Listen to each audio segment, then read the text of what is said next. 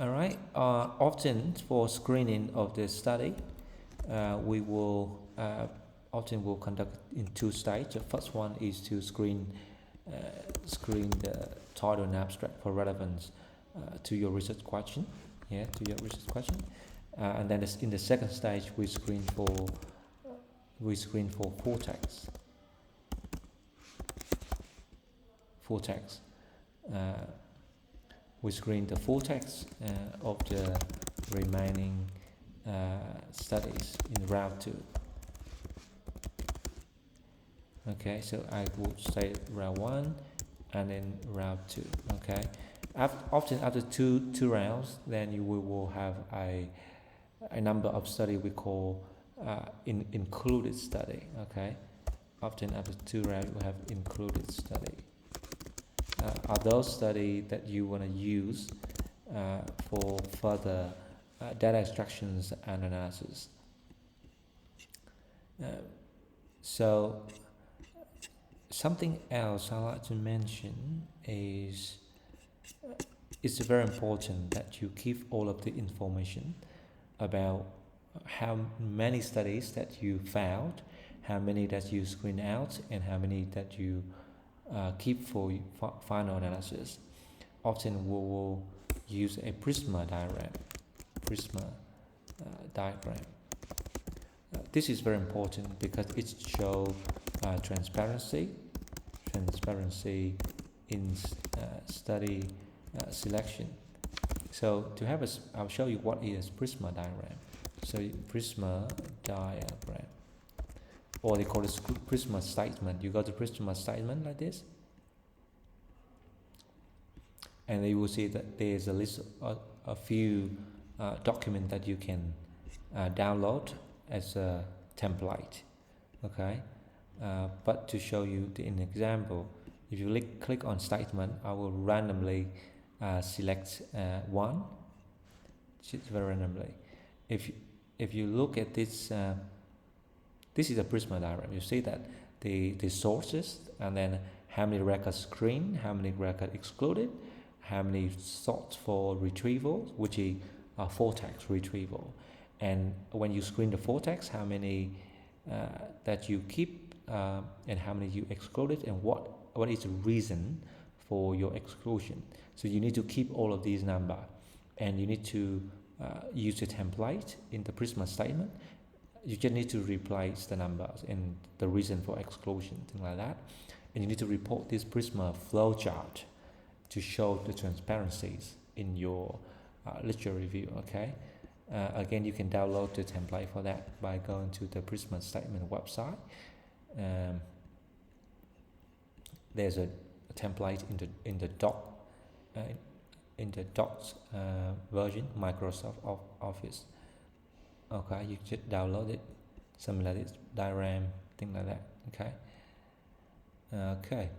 So going back to the once you finish your screening, okay, and then we moving on to the extraction and data analysis. Okay, so it's better to be called data analysis or synthesis. So these we will often use schematic analysis, especially for scoping review.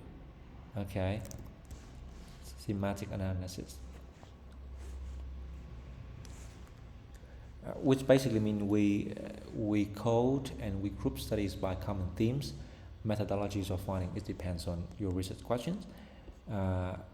Often we also have a data extraction table, often with some column like author year, aim, methodologies, findings. So these are the common columns in the data extraction table. Sometimes we can have author year differently, country if you want, yeah, and the remaining thing like that. Okay, and we for each included study we will extract relevant information and we put in a table. That's why it's called data extraction table. Okay. um, how to perform a literature search.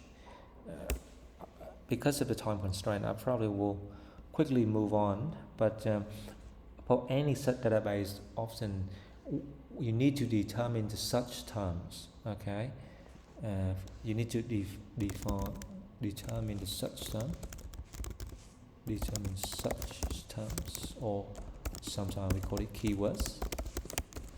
And if there are the keywords involve more than one word, okay, like second language motivation, and you want the search to look specifically for these three words, as is exactly together like this, you need to put on the quotation mark.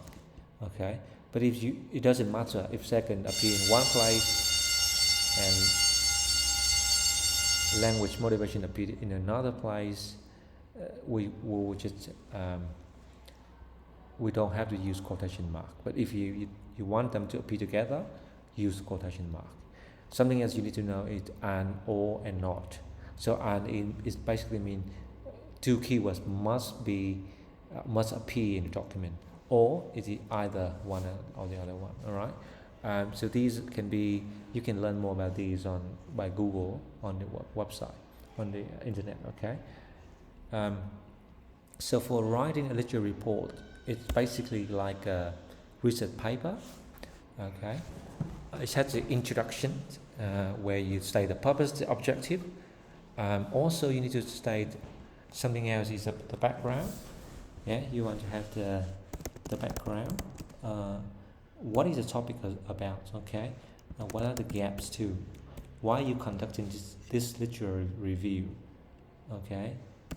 Or a review paper. Okay. Purpose or objective. All right. And consider writing down the research question that your literature review I meant to address. All right. So for the method, you want to talk about the search strategy, review design. If you want, like, are you doing a systematic, or scope and review, or what? And then search strategy, database, and then you want to talk about inclusion exclusion criteria, and what you want to show your Prisma diagram. Yeah, for results you can present finding and structure and use tables and figures. And for the discussion, you interpret the findings and highlighting the gap, limitation, implication. Okay, and references, it depends on your journal. Alright, that's pretty much for the second part. Thanks a lot, and bye for now. I hope you find it useful for your literature reviews. Thanks a lot. Bye. Bye.